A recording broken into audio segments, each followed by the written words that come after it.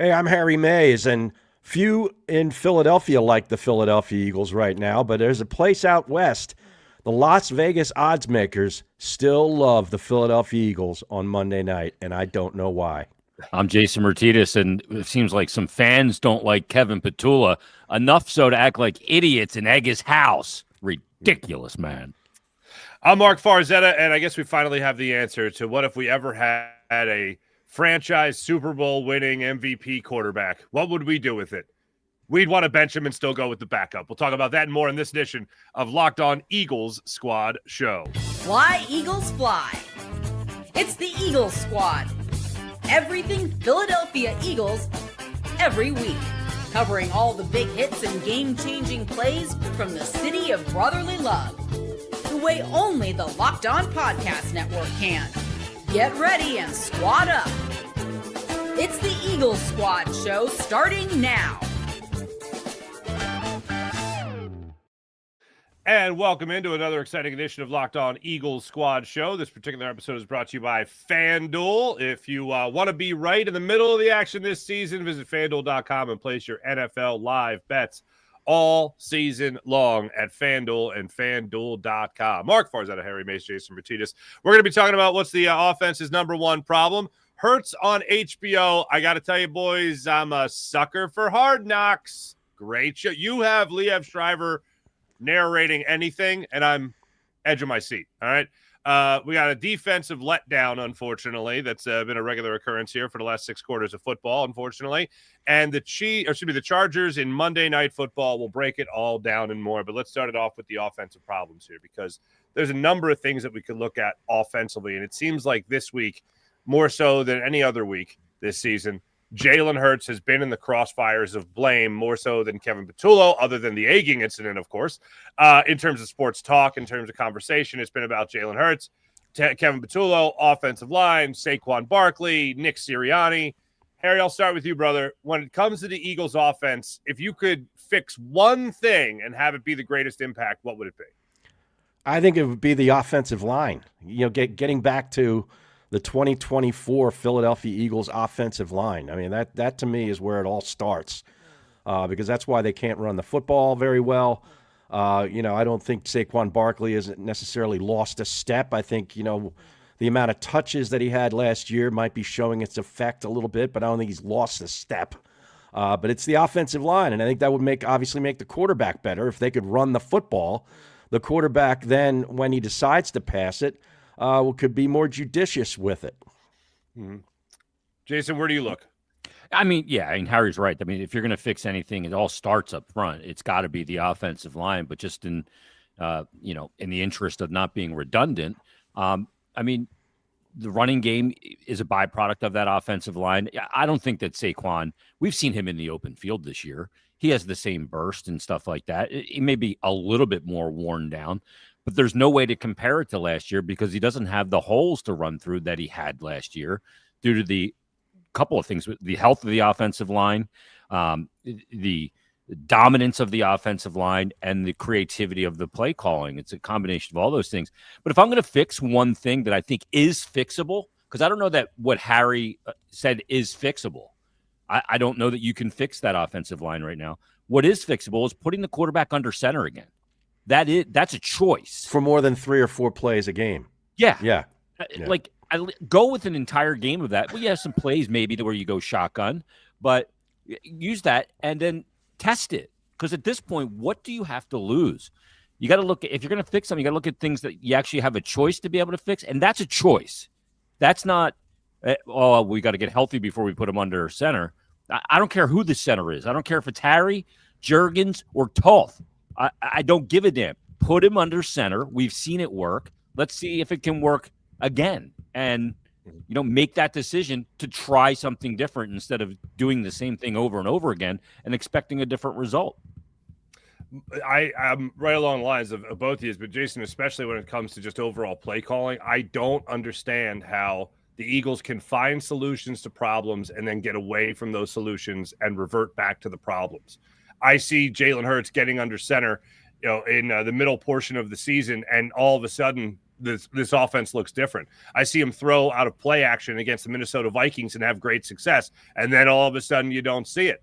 I don't understand how you can talk about, like the Eagles have talked about, finding solutions, even if you don't want to get into the assigning blame, but finding solutions, then you find solutions and then you abandon them.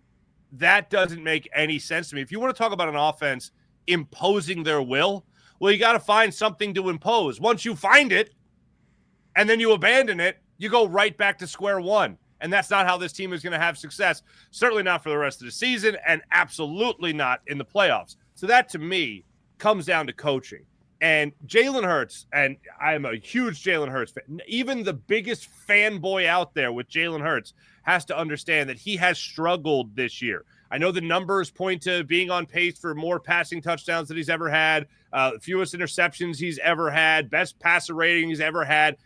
Watch the games. Watch the game. Use your eyes. Exactly. Yeah. And tell me that makes sense. Because as I always say, numbers never lie, but they sure as hell can deceive. And in this case, they're absolutely deceiving you when you just look at the numbers. The fact that he has missed throws, the fact that he threw behind Devontae Smith on that particular play against the Bears, and we'll get into why that unfolded as it was explained on Hard Knocks just last night. All those things that have gone throughout the season are absolutely on Jalen Hurts. But he needs more of those opportunities in order to cash in those chips. It's just that play calling and coaching has not led to more opportunities like that for the Eagles as an offense as a whole, whether it's Saquon Barkley or Jalen Hurts. The offense has not been afforded those opportunities to make sure that they're putting teams away. That, to me, it comes down to coaching, comes down to play calling. As an offense, what do? You're not going to make the change of play caller. We heard from Nick Sirianni on Monday. In the same energy, fellas, in which I asked my 6-year-old daughter, "Did you clean your room?" And she's like, "Yep, mm-hmm." I'm like, "Did you really clean your room?" "Yep, mm-hmm." And I go up and there's clothes all over the place. Nick Sirianni, is Kevin Patullo still the play caller? "Yep, mm-hmm." All right, I know that's the soundbite everybody's going with, that he said yes, he's still the play caller. I don't know about you guys, but listening to Nick Sirianni, Jason, it feels like, although, yeah, sure, Kevin Patullo probably still has the steak on his plate, I feel like there's some side dishes that are coming up here to help him along with his process. If that is the case, would you focus on Kevin Patullo and try to help him in his cause to be a better play caller? Well, it's like we saw in The Sopranos when Tony would reach over with the fork on other people's plate and steal a bite of their steak. You got the invaders to your plate. And, yeah, he's got the invaders coming to his plate to go along with your analogy.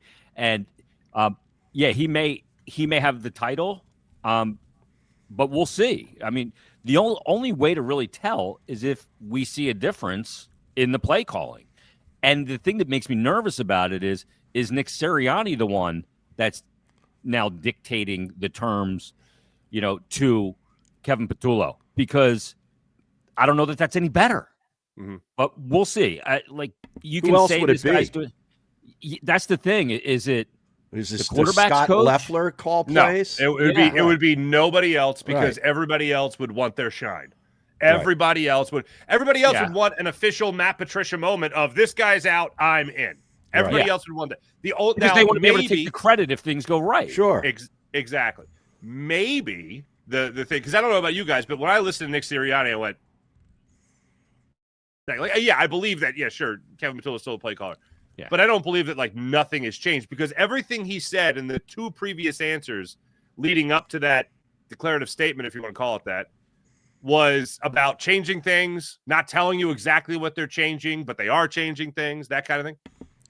The only person it could be is Nick Sirianni, because everybody else, unless they're saying, you know what, we're going to have the one play caller, but the way we're going about game planning, that's going to change. Scott Leffler will be in the room more so than he's been. We'll take more of his ideas. Jeff Stoutland will be in the room. We'll take more of his ideas. The players will take more of their ideas. Never works. Too many chefs. It never works. I agree. Too many cooks in the kitchen makes a shitty, crappy meal. Sorry. Yeah. Well, when I know, but when they changed off defensive play callers in 2023, that also didn't work. No, it didn't. But Matt Patricia's doing a hell of a job in Columbus with that group. Something's got to change. Yeah. But something has to change. Now, the other name that's now out there is Frank Reich. Now that he's apparently freed up his schedule, do you bring him in as the famed offensive consultant, and then everyone starts looking at him as the savior? So What do you too do? far into the season to do that?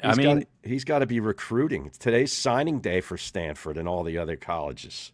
So I don't know about that. Yeah, I think just that's real desperation, man. When that happens, boy, send up the flares. You got real problems. Well, Jordan Mailata says not to send up the flares on his radio show. He said this is not like 2023. As someone who's in there, he talks about the detail and practices. I'd love to have been a fly on the wall in 2023 because when he says it's not that and he compares it to now, it sounds like there were some really big issues in 2023. But that's in the past. I just don't know how you can't fix this problem mid-season. It's not like you just fire a hockey coach and a new guy comes in and it works like it does in that sport. You need a training camp. You need to implement an offense. You need to have a feel. And any new play call or new person that comes in at this point in the season is not going to be able to do it. You got to understand the dynamic of relationships in that locker room too. And that person's not going to understand that no matter how much you talk to them about it. You got to live it. So this is a real issue that maybe their fate was decided the day they decided to make Kevin Patullo the offensive coordinator. I don't know, but we'll see where this goes because it is the biggest question. And it's really divided the fan base too, hasn't it? From it's all on Patullo, it's all on Hurts kind of, each side of this battle. There's nuance to this. It's probably somewhere in the middle. We just don't know which side it completely leans to. Well, and the thing now is this awful offense is manifesting itself with problems on the defense. It is. With all of these 3 and outs, this defense is on the field a lot, and they don't have a lot of recovery time. They got emasculated on Friday afternoon at the link. And when you have running backs, 2 of them going for over 100 yards on you, I'm telling you, that does something to your soul when you play defense. It does. Seriously.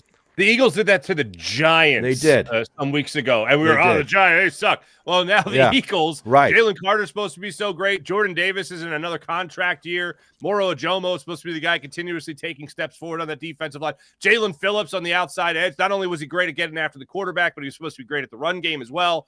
That's just all of a sudden for naught. And I know early and often the Bears were running well on them and having success. It wasn't late in the game. But overall, when you look at the end of the first half, and the time of possession is twice. The Bears have twice the time of possession that the Eagles have. Then at the end of the game, the Bears have twice the amount of possession that the Eagles have. You look to your defense and you want to be like, are you guys okay?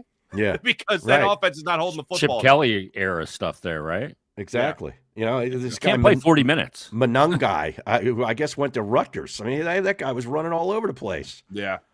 He's had actually a pretty decent year for them. That's the first Bears game I've watched all year, so I had no idea what they were. Not to be that guy, but I picked him up in fantasy a couple of weeks ago. Oh, you did? Deal. Yeah, no big. I don't know what I mean, but anyway. Nice. I gotta tell you, I was pretty impressed with that Bears team, though. I didn't have him against the Eagles for the record. Oh, okay. But which was stupid on my part. But anyway, Jason, yes, that Bears team does look pretty good. Yeah, I mean they've won 9 out of 10 now, right? Yeah. I mean 5 in a row. 9 out of 10, yeah. Yeah, I mean they look like a really good team. I don't love the quarterback, but I thought he competed his ass off in that game against the Eagles. I thought he was really good, and just I thought he made some bad throws. He's but not accurate enough. No, and he really short armed some balls. A lot of balls, yeah. Yeah, but I mean, I feel like for the first time, like I've come to grips with, I really don't know where this season is going. That reality is now set in for me. I don't know what they're going to do this week. Harry, you said in your open that Vegas still believes in the Eagles. Explain yourself. Well, they opened as a 1.5-point favorite on the road against the Chargers, and it's now up to 3. Wow. Eagles are favored by 3 on the road. I checked just before the show. So the public agrees with Vegas. They were 7-point favorites against the Bears at home. Yeah, I don't know that the public's moving that line that much. Yeah. I think some sharps came in and moved that line. Does that tell you that Justin Herbert won't play after surgery? Well, he's hurt. I know that. Not throwing hand. He injured his left hand, but I literally had surgery 2 days ago. Yeah, I think he's going to play. Yeah, that's incredible. For all the people that want to talk about how coaches never say anything, Jim Harbaugh after the game was like, "Well, yeah, that's why we were never under center. We were just always in shotgun because he couldn't take the ball from under center. Yeah, you need can two make it a hands, more and he couldn't precarious position. Yeah. Yeah, Yeah. exactly. I think we So- saw that here one year too with somebody. I can't remember who it was. They couldn't go under center because they had a busted up paw or something. I forget who it was though. Yeah. Yeah, that sounds familiar. But that's remarkable to me. I mean, what does that say to you, Harry? That Vegas still believes in him? Well, I mean, it says something. But I don't think Jim Harbaugh needs a lot of motivation to try to have to run the football. He likes to run the football. Yeah. He just has a quarterback with a great arm, so it's sort of like, man, I got to kind of throw the ball a lot more than I'm probably comfortable doing. But maybe this week he sees what the Bears did to the Eagles. He's got a quarterback with a bad mitt, and all of a sudden, maybe he gets a 100 or two 100-yard rushers. Yeah. Yeah, quite possibly. Quite possibly. I don't see that happening twice to a Vic Fangio defense, though. I didn't see it happening last week at all. Yeah. Unless the offense is going 3 and out and Right. putting the D on the field for 39-18 like they did last week. It is certainly been rough. One thing to flip it back to the offensive side of things here, fellas, and also what you said in your open. Let's just get this out of the way. I'm going to reel some numbers off here about the Eagles' offense and their rankings. But Jason, I'll spin it to you when it comes to just how stupid it is to egg a coach's house. But let me start off with this. So a guy I've interviewed a couple of times, really bright guy, actually a doctor in Denmark, as a matter of fact, Thomas R. Peterson. Did you guys see these numbers that this guy put out there on social media about the Eagles' offense and where they rank? I've seen they've been picked up by a couple of different outlets. It took a guy from Denmark to Wait a break sec. this down. We run it in a Dane. You're interviewing right. a Danish doctor? Oh, yeah, man. When did this happen and where? He's a big Eagles fan, man. He lives over there. He's been Seriously? over here many times. I actually met the guy. We have a mutual friend in Philadelphia. No and way. we hung out. Great dude. We actually own the Wow. same espresso machine. Really? How about that? Jeez. Yeah, real good dude. And he's all over the Eagles, really breaks down the numbers on a great level. Breaking the birds. I think is what he calls his own breakdowns on social media. Okay. But Thomas put this out there. Eagles offense this season, highest hitch route rate. So if you're a cornerback, the odds are this is what they're doing. Lowest crossing route rate. If you're a cornerback, you kind of know, or safety. We you see kinda know that. what's coming. Bottom 5 in pre-snap motion, so they're not really trying to fool you. Bottom 2 in play action fakes, so if they're putting it in the belly of the running back, they're running it. He's getting A.J. Brown lining up in the slot less than any other wide receiver in the NFL. That sounds to me pretty predictable. Now, Thomas R. Peterson put these out there. He also got it by way of the Ringer. That to me shows that, they could use at least one more sous chef in the kitchen to maybe cook up something different. You know what I'm saying? Wow. Yeah. Oh, I see. Yeah. He follows me on Twitter. Good people. He's good people. Yeah. that right, Harry? I He's follow following him. you, man? Yeah, he's following me, man. What's his handle? It's at Thomas RP93. Thomas is Thomas with an H? Yes. Toman? RP. Can't trust the Danes, 93. man. Yeah. He's got Throwing out 55,000 followers, man. This guy's big time. Yeah, He knows what he's doing. Yeah. He's not following me, man. He's Right. featured, Follow me, man. he's featured in Bleacher Report, NFL Network, The Philly Voice, The New York Post. Yeah, Breaking the Birds on YouTube. That's what it's called. Yeah. I just gave him a follow. Everybody There give him you a go. follow. Yeah. Yeah. He breaks right, it down great. rather well. Wow. Well, his Now, numbers. Farsi's hung out with meet him. the eye test. Right? He's hanging out with doctors. I don't wanna drinking brag, freaking but- espresso. We've hung out at a personal level. Jeez. you go to Denmark and Amsterdam and hang out with him. What's the matter with you? Okay, this is great. You ought to do this for your post game show. What's that? Farsi? He said he took a tweet from 94 WIP. Seth Joyner didn't hold back about A.J. Brown, and he quote tweeted the tweet and says, "This team would probably be better off without A.J. Brown. Are you effing insane? How do you, as a former NFL player, a good one in fact, after watching everything wrong with this team, come to that horrific of a take? Wow." Your Wow. boy is That's my calling boy. out one of your other boys. Yeah. It's Well, easy you to know- call out Seth from Denmark. Do it in the studio with Seth, as I Actually- have. Actually, That's a good point. I'd be very careful. Seth has family ties over there, so watch out. He might be knocking on your door. Wow. That's hilarious. I didn't see Yeah, that. I just that saw it. sounds like, yeah. That's Yeah. great. Harry was almost witness to us. Oh, yeah. Co-host killing. Oh at the yeah, hands of Seth Jordan. was not happy with Jason one of the Mondays. It was after the Seattle game and the supposed forward pass. Oh, that's right. Yeah, He just the lateral. wasn't Yeah. understanding. He just wasn't getting it. Oh, it was great. And I was like, it moved forward. He's like, you threw it backwards. I'm like, but they're moving. I'm like, I'm teaching him about the laws of inertia. He And looked like he almost wanted to killed me. kill him. I You couldn't know, relate. you know that look, Mark. Oh, You've God, seen yeah. it. Yeah, yeah. Yeah. Oh yeah. Yeah. It was. I've known the Yeah. guy like Furry 10 eyeball. years, and it still scares the hell out of me. Yeah, scares the shit out of you. I remember I was at that game. I was at the Laws of Inertia game. I remember. Oh, that. you were. In Seattle? That- You're that was working in- for that was in NBC. Seattle. Okay. Yeah, it was in Seattle, and I remember Yeah. thinking, anyway, I remember Neil deGrasse Tyson did an explanation for why the ball was moving backwards, Did and he I really? remember I responded. I think I responded by saying, "Shut up, nerd," like something like that. But yeah, that was definitely a forward lateral. Don't waste my time. World-renowned astrophysicist Neil deGrasse Tyson. Yeah, and I repeated kindergarten, but I could still tell you that ball was moving forward. Classic. You ain't fooling me none. All right, when we come back, let's get into, first off, the egging.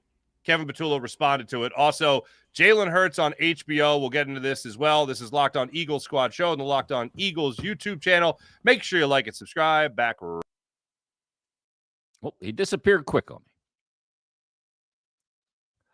All right, Jason Martinez, let me tell you about Aura Frames. Now, the holidays are officially here. We've got all the decorations out here at the homestead, which means gift hunting season is on. And if you want something meaningful, personal, and guaranteed to get a reaction, Aura Frames is the gift that delivers every time. Now, it's not just something you wrap. It's a way to share your memories. This is really cool. Aura isn't your average picture frame. You can preload the frame with photos before gifting it.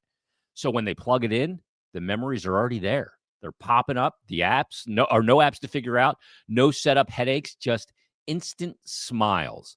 You can have your grandparents, your family, newlyweds, anything, a couple that gets engaged, anyone who loves photos, endless uploads of pictures, and 30-second videos through the Aura app. Add a personalized message right inside the frame so the gift feels thoughtful the moment it's open. This is really cool. Can really wow somebody. Packaging comes gift ready, no price tag, no wrapping needed. Huge win. It's a holiday gift that actually gets used, not forgotten in a drawer. Goes right on the wall. It'll look beautiful. And for a limited time, you can save on the perfect gift by visiting auraframes.com, and you'll get $35 off Aura's best-selling Carver matte frames, named #1 by Wirecutter, by using promo code LOCKEDON at checkout. That's AURA frames.com. And use that promo code Locked On. This deal is exclusive to listeners, and frames, they sell out fast. So order yours now to get it in time for the holidays. Support the show. Mention us at checkout. Terms and conditions do apply. All right. Let's address an issue here.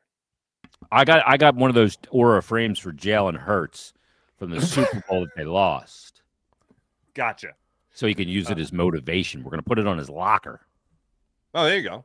There you go. It's a good You idea, don't even right? need it on your phone anymore. You don't even need it on your phone anymore. Exactly. Bang. It's right Yeah. there. Don't have to call it up. Can we all be on the same page here? There's nothing funny about egging somebody else's house. It's totally reprehensible behavior. I don't even like reading the comments. Like, oh, well, so they didn't use rocks? That's stupid. Eggs are expensive. Like, there's no jokes to be made. This guy has a family. Yeah. All right. That is, that's not, that ain't cool. Kevin Patullo did respond to it today. Jason, I know you talked about it in your open. He said basically that it crossed the line. He couldn't be more right, to say the least. Yeah. I mean, it just adds to a list and a narrative that we don't need. And it is just so stupid of people to do something where his family and his kids live based on what they don't like that happens on the field. Do I like the job he's done? No, I don't. But if I were to meet the man, I wouldn't, curse at him, or I would never even think, if he was lived 2 doors down from me, to do anything like that. Like, it's such Neanderthal behavior, and it sucks. because it paints a lot of great fans in a bad light. And that's the issue I have is these idiots, these schmucks that did it, they wrote a check for everybody that's an Eagle fan. And we all got to cash it because of these total morons. It's really unfortunate. All I would say is don't paint the entire fan base with the same brush as these guys, because that's not who we are. There's idiots everywhere. Yeah, good luck with that. Yeah, exactly. Yeah, we're going to be hearing about this for years. By the time this narrative is gone, I'll be dead. Yeah. You know? Yeah. Well, then on Schefter's tweet, he puts in there Moorestown Police Department. Like, you didn't really need to say the town, do you? Because now everybody knows where he lives. Why don't you just put his address out there to get him doxxed? Exactly. Yeah, what are they gonna do? Dox him? Yeah.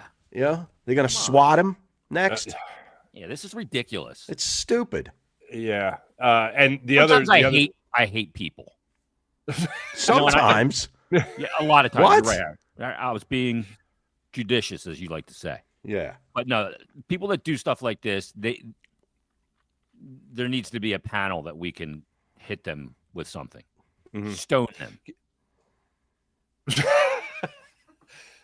We used to work with a guy that said slap police. It's in a slap police. Like, what's wrong with you? Just like a couple slaps. You know what I mean? Like, well, what are you doing? That kind of thing. Yeah. There was one thing that did cross my mind, that it's like, now let's say if the Eagles win out, now these jerks are going to take credit for it. Yeah. See, we got his attention. I've told you. Yeah. The only time I've ever heard anything happening at a coach's house that was cool was when I went to Penn State in 1994. They went undefeated that season. They played in Michigan late in the year, and it was a crazy game. That's Jalen. I mean, you're talking about Kerry Collins, great team, right? Kyle Brady, great running back. And they went to Michigan. They pulled the game out at the end, and everybody rushed the stadium after the game. They were on the road. They tore the goalpost down from Beaver Stadium. They carried it up College Avenue. There was a picture in the Daily Collegian, the Penn State student paper the next day, of Joe Paterno walking to his house at 2:30 a.m., and the goalpost was laying on his front yard. Now, what's he going to do with a goalpost? Well, they removed it, obviously, Harry. Did you take a whiz in his driveway? No, I wasn't there. I saw the picture in the paper. What's the matter with you? Oh. I don't think I'm pissing Joe Paterno's yard. So he's walking in and he's looking back, and there's the goalpost laying in his yard. Wow. Jason was That's at the rink college doing athletics, right? Right. Yeah. Took fire hoses to get that goalpost down, by the way. They were in there good. I don't doubt it. So, okay, we're all on the same page here. Those guys are scumbags. Don't do that. One of the other guys that has taken a lot of criticism, other than Kevin Patullo, and certainly not at that level with Jalen Hurts. Fortunately, nothing like that's happened, and hopefully nothing like that will happen. But Jalen Hurts has really been under fire ever since the close of this game. And even throughout the season with all the offensive struggles, a lot of people will say, the quarterback's the problem. It seems to be an agenda now that's being pushed out. I've heard it for a couple of weeks from people that I know get information from the Eagles, not from Jalen Hurts' camp or A.J. Brown's camp, but they get it from the Eagles, talking about Tanner McKee starting over Jalen Hurts. Let's just get this out of the way now. It ain't happening, folks. It ain't happening. No. But my problem more so is what I was talking about when we opened the show, which forever, for the history of the Super Bowl era of the Philadelphia Eagles, this fan base has waited for a franchise Super Bowl winning, Super Bowl MVP type quarterback. They now have it, and we're still talking about, just as an example, Coy Detmer. We're still talking about, just as an example, Rodney Peete, who did become a starter. We're still talking about Ty Detmer, who did become a starter. We're still talking about Kenny Pickett, even. We're still talking Kevin about Cobb. Kevin Cobb. We're still talking about Kevin Cobb. Like Bobby Hoying. If you want, exactly. Harry. To the jugular with that one. Out of Ohio State, Harry. Yeah. What would we do if we ever had it? Oh, if we just had that quarterback. I'll answer that question right now. We would still want to bench him and go with the backup. Yep. That's what we're going through right now, gentlemen. It's most popular job in Philly. Yep. Backup QB. Backup QB. Incredible. And you know what sucks? I like Tanner McKee. I think Tanner McKee can play. I think if he gets an opportunity to play, he's going to play well. I think there's a couple teams right now that he could start for. It's quite possible. Yeah. It's quite possible. But I'm not moving off the quarterback, especially when there's so many other problems on this offense. Like, I'll be the first to admit, Jalen has not been great this year. No. He has not been elite this year. If you're still eking out ways to win, and your two most recent wins really were by way of the defense putting up more so than you putting up, well, then, yeah, I'm going to be looking at the quarterback saying you could do a better job, obviously. But for anyone that is out there thinking, hey, Tanner McKee should be the guy, I just think that, Harry, that is bonkers to me. Yeah, that's crazy talk, as they say. But, I can't, and I know you're not doing this. You're not absolving him of some of the blame, because you can't in this offense or in an offense in the NFL touch the ball on every play and not be partially responsible for the lack of production. Okay, so what percentage? I mean, I'm not into giving percentages of blame. But he does have to own some of it. I mean, the last 3 weeks, this offense against three good teams has done nothing. Nothing. Well, it's not look bad. Yeah. Well, you know how everyone's talking about. I'll touch on the Devontae Smith thing real quick, but I'll get to the HBO quote from Jalen on it. So everyone's talked about the throw behind Devontae Smith where Jalen said after the game they weren't on the same page. On that same play, Dallas Goedert's running the seam, wide open, nobody around him, down the middle of the field, okay? I think you guys have seen that play by now, right? Him waving his arms. There's another play. Now, that play I can somewhat forgive because it's a zero blitz. They show 7 at the line. 1 drops back, and a 6th rusher comes in from the corner spot. I couldn't tell who it was, corner blitzing. So basically they still rushed 7 essentially. So it's like a simulated pressure or whatever they call it. Simulated pressure by one player. The Jets did it to the Eagles 2 years ago. They ended up getting a game-sealing interception out of it. They fooled Jalen Hurts completely. This particular play Jalen was ready for. He signals to Devontae Smith that he's going to be the guy essentially. They were not on the same page as far as whether or not Devontae Smith was going to sit on a hitch or if he was going to run that slant. Jalen thought he was sitting on the hitch. Instead, he ran the slant. Because they sit on the hitch a lot, in this offense. Yes, right, exactly. According to your boy Peterson. Right, exactly. According to arch enemy of Seth Joyner, Thomas R. Peterson. Yes. So that's what the disconnect was. But there's another play that drove me a little bit more crazy. And on a zero blitz, it's not like you have time to pat the football and really survey the field. You're just trying to get rid of the football. So that I can kind of forgive Jalen with. Not for his mental error, but just for not seeing Dallas Goedert wide open down the middle of the field. The play that drove me more crazy, and it's for a couple of reasons. If you guys remember, minute 50 left in the first half, the Eagles are facing that 3rd and 19. Jalen feels the pressure in the pocket, rolls to his right. He eventually throws a do-nothing pass to Will Shipley. Shipley. It was a give-up. It was a give-up play. It was a give-up play. Yeah. Going back and watching the film, I'm watching all the receivers run their routes, and I get to, Darius Cooper. Hey, it's the third progression for me watching the film. It's most likely the third progression for Jalen Hurts, on the play. Cooper's lined up in the slot to Jalen's left. Jalen's in the shotgun, gets the ball, again, feels the pressure, starts rolling right, does exactly what he's supposed to do, rolling right, keeps his eyes downfield, buying time. As I'm watching Darius Cooper, I'm going, he's going to be wide open. Sure enough, about 25 yards downfield, he's got Darius Cooper open. Nobody around him for a first down on this 3rd and 19. At the very least, a first down. Right. Jalen takes 2 more steps to his right. Cooper becomes aware of what could happen here. He starts going upfield where there's nobody. All 11 white jerseys, Bears jerseys, are practically now in front of Darius Cooper. Jalen just lofts that ball downfield, which he should do anyway because it's 3rd and 19 for crying out loud. Right. And you just want to take a shot. And even if it's intercepted, it's like a punt anyway. Yeah, why not take that shot? Instead, Jalen keeps rolling towards the out of bounds and just chucks it 10 yards upfield to Will Shipley. That's a definite first down. And that's quite frankly, I think a touchdown. Possibly a score. You hit him in stride, he's gone. Yeah. And Jalen's not like looking down. He's not like looking at Will Shipley. His eyes are downfield. I'm like, get rid of it. Get rid of it. It's always weird when you know the outcome of the play, but even in the moment, you're like, no, do it. It's not number 6 or number 11. He doesn't trust anybody. No. What do great quarterbacks always say? who's your favorite receiver? The one that's wide open. Right. You know what I mean? Oh, yeah. Or the one that's open. Darius Cooper's the guy that's open. Throw him the football. Yeah. Really, Will Shipley is that much better than Darius Cooper in that situation? I remember the play. Yep. Yeah. I wrote out, bailout, give up, throw to Shipley. Yeah, I Third did and the same 19 thing. at the Eagles 26. Yep. I wrote a little note, film. Can't wait. Yep. Can't wait to see it. What else was Unbelievable. open? If anything was open, and there was a definite first down. Yeah. I mean, if you're just looking for bare minimum, and then there was a potential score on that particular play. And that's happened a lot with Jalen Hurts this year. And that's the other thing you talk about with numbers never deceive, or numbers never lie, but they sure as hell deceive. There's a lot of meat left on the bone with Jalen this year where, yeah, he might get like a 20-yard reception, and that looks good.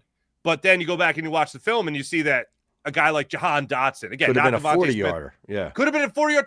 The Giants game, everyone wanted to talk about the interception that he threw to Jahan Dotson. That was just a bad read, bad decision, horrible throw. And you have A.J. Brown open in the corner of the end zone that he missed because he locked in on his target. But there's also a play earlier in that game where he hits Dallas Goedert for like 23 yards and right over top on a layered route. So it's literally like almost within the same progression for a quarterback. He's got Jahan Dotson like open over the top. Yeah, exactly. Yeah. Open over the top for what would have been a touchdown. Yep. Now, prior to that play, the 3rd and 19, there was a bad offensive pass interference call on A.J. Brown. I thought that was a weak call. Yes. On A.J. That would have been a big play. I mean, it was a first down, and it got nullified because of a bad call. I feel like the Cowboys game, there was one really bad one on Devontae Smith, and I feel like that one on A.J. Brown was ridiculous. Yeah. Yeah. Yeah, it certainly hasn't helped the Eagles' cause, especially when they're trying to commit less penalties. When that's been a sticking point of coaching for the season. There's always something sticking themselves, shooting themselves in the foot, so to speak. Yeah. Now, Harry, you did not see the HBO Hard Knocks? I did not. I don't have HBO. And you're not alone in that. Yeah. Let me acknowledge. I know you're not alone in that. There is a fantastic. Actually, you know what? We're late for a break, so let me get to the break. We'll get to the HBO segment coming up in a second. Because Jalen, very interesting what they got into there. We'll get to that in a second. This is Locked On Eagles Squad Show on the Locked On Eagles YouTube channel. Back after this. And right now, I'm going to tell you about FanDuel. How incredible is FanDuel? And hopefully, you guys are taking advantage of all that they have to offer at FanDuel. FanDuel is absolutely incredible. You can get in on all the action on FanDuel throughout the NFL season, throughout the NBA season, throughout sports in general. NFL Sundays move fast. One big play, and suddenly everything feels different. That's why you got to make live betting on FanDuel for yourself that much more exciting. You're not just watching the game, you're reacting in real time. With FanDuel, you can place bets on all the action as it unfolds in front of your very eyes. Every drive, every momentum swing, every highlight moment, FanDuel has you covered. Live betting is the best way to get in on the action as things shift in the game. A receiver gets hot, a defense might tighten up, momentum flips after a turnover. We know all that too well in Philadelphia. FanDuel lets you jump into the moment itself with live spreads, money lines, adjust instantly. Player props update as guys heat up, and you can be the next person to bet on the very next touchdown. Drive results, totals, and so much more. It keeps you locked in every snap, every drive, every possibility. So if you want to get into the action right now and get into the middle of the season, FanDuel has you covered. Go to FanDuel.com to get started and place your NFL live bets all season long at FanDuel.com. Download the FanDuel app at FanDuel.com to get started. FanDuel, the game moves fast, and so can you.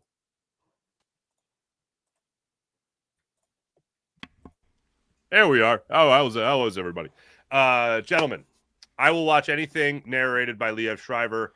He does a fantastic job. I actually got the opportunity to interview one of his writers for Hard Knocks once. Actually, Jason, it was for NHL 24/7. Oh, yeah. The guy, they said the guy just gets into it, man. Like, he's not just the guy that shows up and reads the script. He's the guy that really wants to understand. Exactly. He's an investor in an Irish whiskey brand that my buddy is also an investor in. Ooh, and really? They've met, and he says he's really cool. Oh. Yeah. So, he's Liev Schreiber. There's two guys, two great narrators. Liev Schreiber, What the hell is going? Why am I getting balloons? What is going What are you on? doing? I have no idea. What did I do? For the people on the podcast, there are aliens in the background of Jason's shot. I have no idea why my thing does that sometimes. Some setting I don't know how to fix. The other guy is Mike Rowe. Oh, yeah. Oh, yeah. Dirty Jobs guy. Yeah. Deadliest Catch, Dirty Job. Yep. Both He's are great. phenom. Definitely. But so Harry, real quick, just so Liev Shriver on the next Eagle Squad show, right? Cool. Yep. Okay. Oh, that would be Make it happen. That'd be great. Talk is zero. And I was a big Ray Donovan guy too. Yeah, it's Slancha is the name of the whiskey. Oh, Slancha. Yeah, Slancha. Yeah. Right. Yeah. That's what the Irish say, right? Yes. An aristocrat. Yep. So the Hard Knocks episode, I watched it, and just to brace people, if you haven't watched it yet, they do start right before the Cowboys game, and they do end right after the Bears game. So it's not exactly a great stretch run there for the Eagles and the games covered in this game. And yeah, it does make you think if this is going to be 2023, we're going to have it well documented. Imagine a behind-the-scenes look at 2023. That's what this kind of feels like if things continue to go south for the Eagles. But one thing it does do, and Jason, before we hit go on the show here, you had mentioned that Crossing Broad had the stories of vindicating Jalen Hurts. Was that the word? What was the word they used? Yeah, dispelling some Jalen Hurts narratives. Yeah. Okay, narratives. Okay, narratives. Yeah. And one of them was the play you talked about. Yeah. So Kevin wrote the article. He said one of the most talked about sequences from the Chicago game was the misconnection between Jalen and Devontae Smith, which you just talked about, which could have resulted in the touchdown. Mm-hmm. And then the other one was the missed throw, or wait, what was the other one he's talking about? The fumble. Yes. Yeah. So, hey, basically what it did, I'll say what it did. What it did was it made Jalen Hurts look like a great teammate, like taking accountability, holding himself accountable, and that's exactly what he did on the first play, the specific play with the Devontae Smith throwing behind him. He gets Devontae Smith. Devontae Smith comes over to him on the bench, and they're talking about the play. And Devontae Smith says, "I thought we were going to do the thing that we talked about." So they obviously had a plan for a zero blitz. Yep. Jalen thought the plan was for Devontae Smith to sit there, as we talked about earlier, but the play was for Devontae Smith, according to whatever this previous conversation was, Devontae Smith, and then acknowledged by Jalen Hurts, Devontae Smith was supposed to run that slant, which he did, and Jalen threw it like he was going to sit right there on the route. Yeah. That's where the miscommunication happened. Jalen said he needs to be better. He took accountability. I think he might have even thrown in a my bad on that. But then he goes up and down the sideline. When I pointed like this, that's my fault. I thought you were going to settle down. Bleep. That's a play I got to make. Y'all keep doing what y'all doing. Here we go. We'll finish the next one. That's a play I make. Mm-hmm.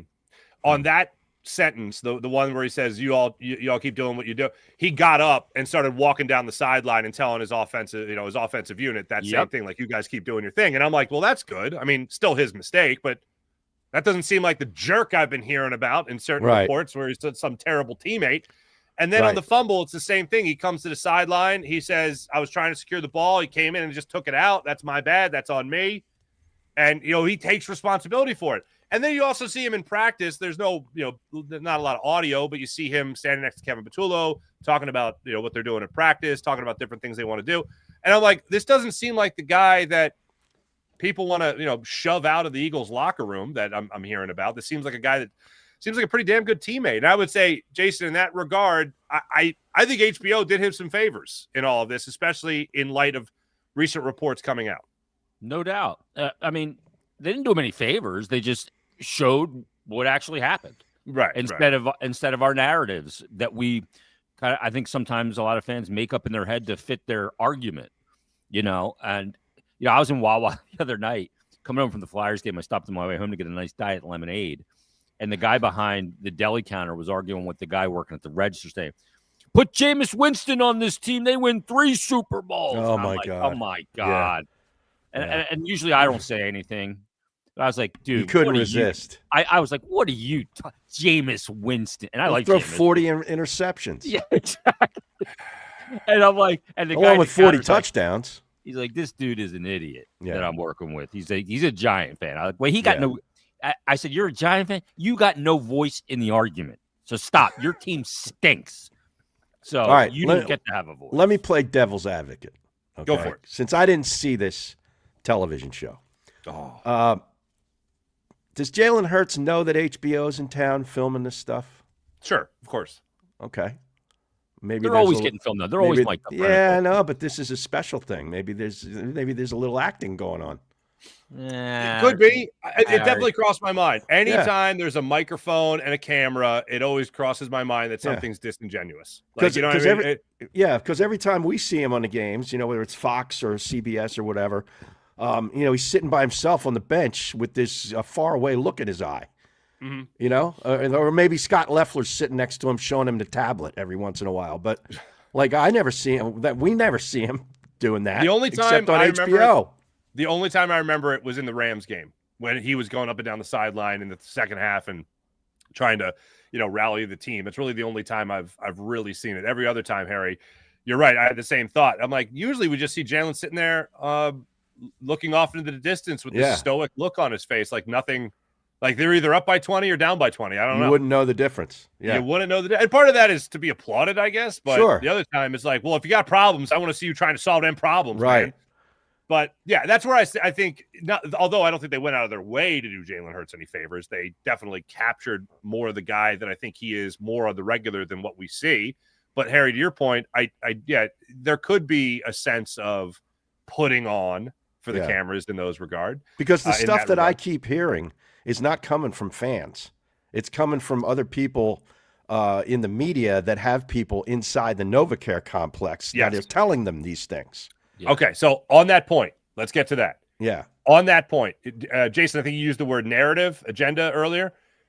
This isn't coming from fans, Harry, to your point. Right. This is coming from I have zero doubt in my mind. Like, I can't name the source. I have a pretty good idea of some sources for some of these people. But I can't go out and just name them because I don't know. I have an idea. But here's one thing I do know. It ain't coming from Jalen Hurts' camp. It ain't coming from A.J. Brown's camp. It ain't coming from a player's camp. It's coming from the Eagles. So why would the Eagles want it out there that, Tanner McKee would be a better quarterback? You hear people putting that out there that are tight with the Eagles and the front office and the coaching staff. Weird. It is really weird. What is motivation tactic? Exactly. Well, first off, what's the motivation of putting that out there? What's the motivation of Jalen doesn't want to run? Well, I'm sorry. I thought none of us wanted Jalen to run. I thought now he doesn't want to run. We're like, how dare he? What the hell's going on there? And then in the second half against the Bears, when all else has failed, he starts running the football. Yeah. Like he's not afraid. He doesn't want to make it the priority. He has to run a little bit. The main thing. I totally agree. He has to do it. You see an occasional thing with a quarterback draw thrown in there. You saw it a lot last year. You haven't seen it this year. Call that number. Call that play. It doesn't make any sense as to why the only thing that you could go with here, Jason, to your point, is the motivational point of it. Like, hey, we'll put it out there that Tanner McKee could be starting.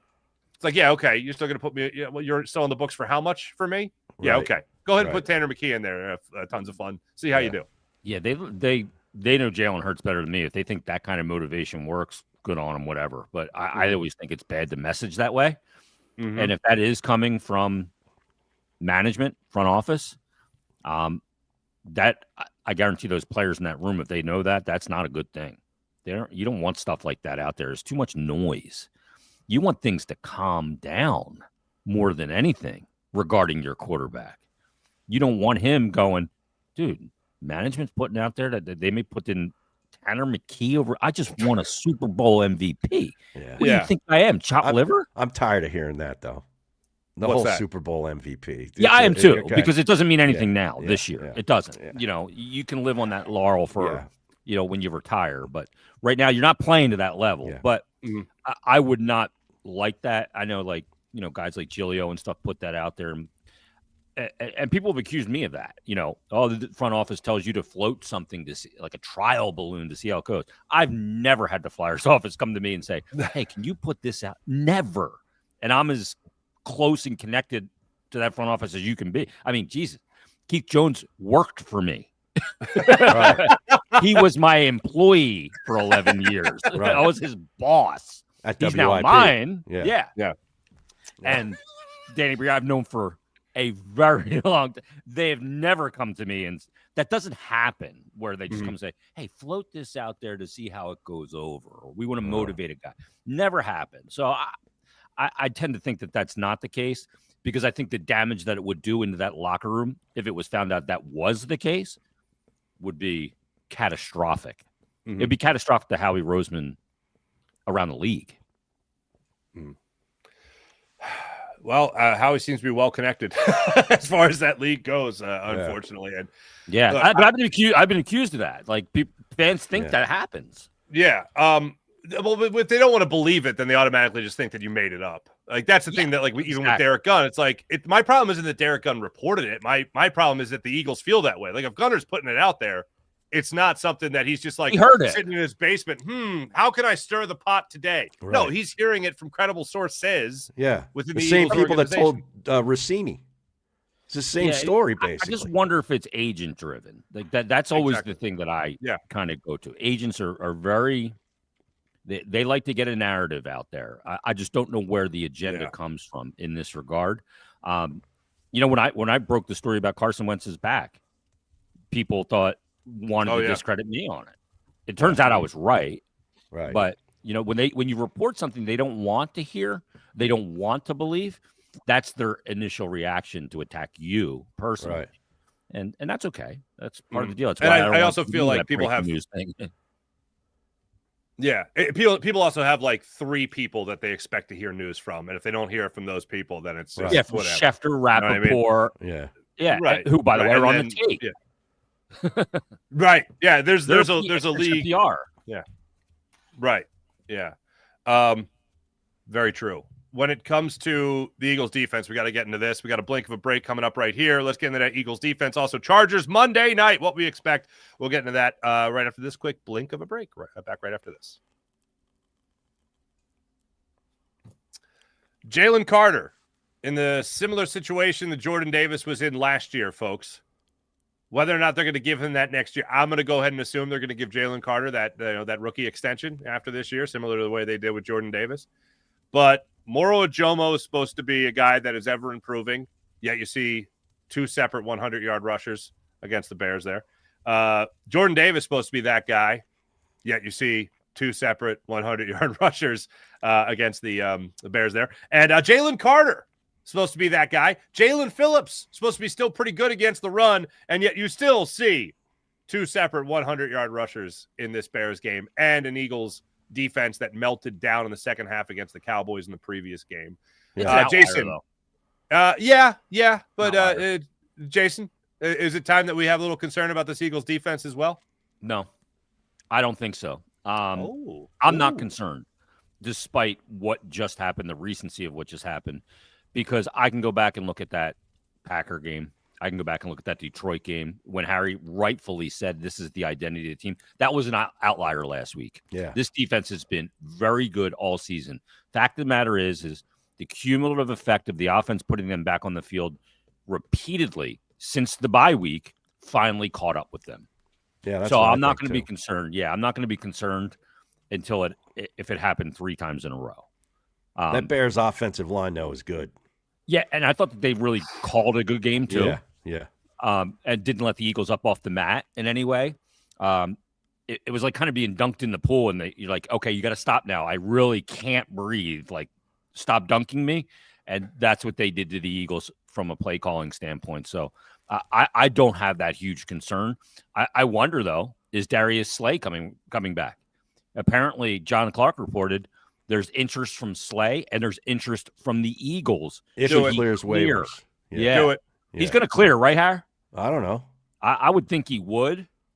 So there could be a return of big play Slay. I'd do it. I want it done already. Like, I'm sorry, whose job is he taking here? Oh, Doray Jackson. Drat. Exactly. Yeah, like, what are we doing here? Yeah. There's very little risk to the But that Pittsburgh defense that saw fit to let him walk is not great. No. Very true. They opted for a roster spot for an old wide receiver, Adam Thielen. Here's what makes me optimistic about Darius Slay helping this defense. Again, not being a savior, but helping. Part of the big thing with Vic Fangio's defense is communication. Like, one of the number one things you heard about it when he was coming here, one of the number one things you heard about it from guys in Miami before everything hit the fan was communication.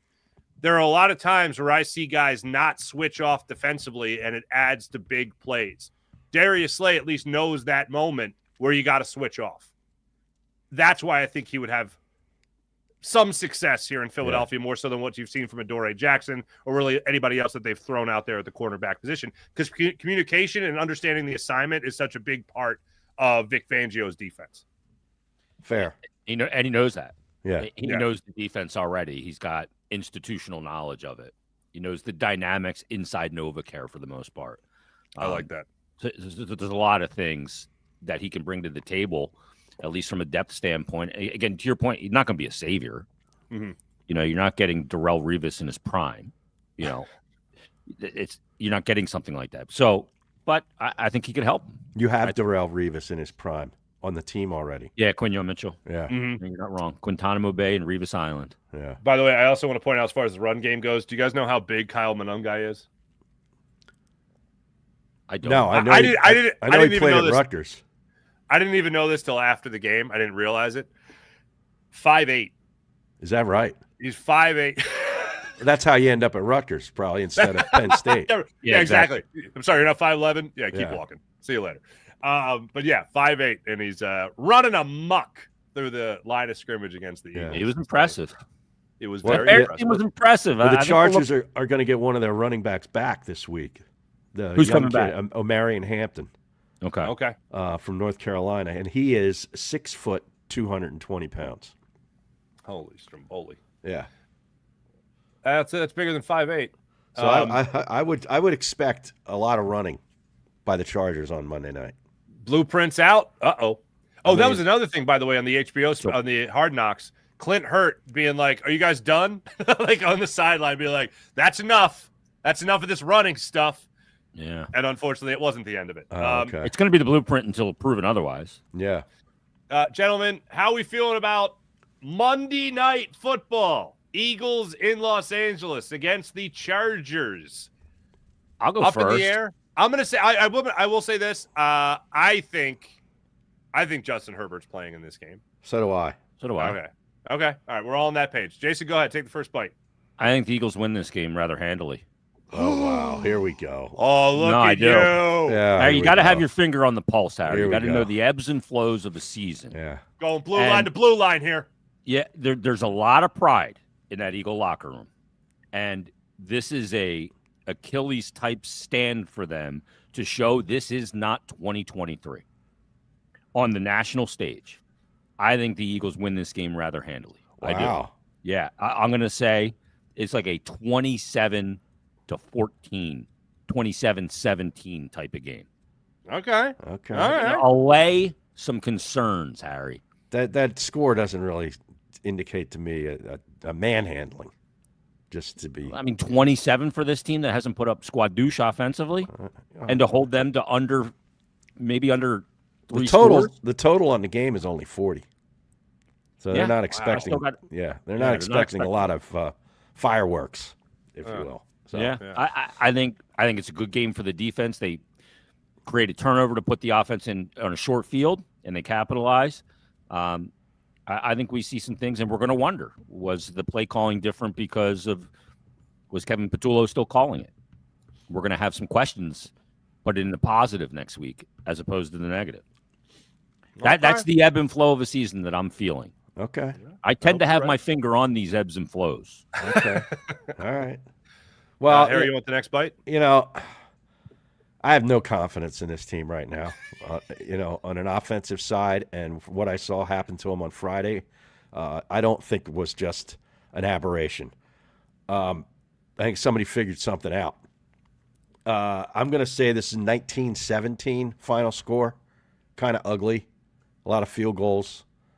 I'll say the Eagles pull it out, but I really have no clue who's going to show up. 19-17? 19-17. Yeah. Also a great movie, by the way, if you haven't seen it yet. Yeah. I'm Harry, I'm more with you on this. Like, I want to have confidence, obviously, that the Eagles have figured something out. I want to say that the Eagles, after a mini bye week, are going to come out and put up points similar to the way they did after the Thursday night loss to the Giants, where they went to Minnesota and actually looked like an offense that could score points. That was fun. Yeah. But I don't have a lot of confidence in Kevin Patullo figuring this one out. I don't have a lot of confidence in the offensive line all of a sudden figuring it out. I don't have a lot of confidence that all of a sudden Jalen Hurts is going to click into, the player that he was in 2022 or the player that he was throughout last year with the run game with the way it was going last year. Like I don't see. I'm right there around a 17-14 Eagles victory at best, but I don't see anything where there they are. Like that's the Eagles team we expect. Yeah, I'm not feeling good about it, unfortunately. Mark the tape. Mark the tape. Yeah, Jason's got the blowout. It's 2-on-1 Harry. Yeah. That Vikings team here, not the that shooter. Vikings team that we saw, the Eagles go up and down the field on stinks. Okay, yes, very that's true. proven. They've lost 4 straight, and in their past 2 games, they've scored 6 points. Yeah, they suck. They stink. Yeah. Not great. Not great. We do thank you for watching Locked On Eagles Squad Show on the Locked On Eagles YouTube channel. Make sure you guys like and subscribe. Locked On Eagles YouTube channel. Our man Louis DiBiase has you covered each and every day with Locked On Eagles content. So don't miss Locked On Luigi, as we call him affectionately, right here on the #1 sports podcast network out there, Locked On Sports. #1, baby. Right there. That's Harry Mace. That's Jason Martinez. I'm Marc. Oh, you got your shirt. Oh, look at Joe. Ah, nice. I got mine on. Jackie. Yeah, I got mine on. Oh, it's a jacket? Yeah. No, that's a shirt. Oh, okay. It's fine. Look at you guys. Yeah. Hold on. Turned into a fashion show. Oh, look at this. There we go. Oh, I need a hat. It's like people only do things because they get paid, and that's just really sad. Anyway. All right, everyone. Thanks for watching. Thanks for listening. You guys are fantastic as per usual. Like and subscribe. Back with you guys next week. See you guys then. Bye-bye.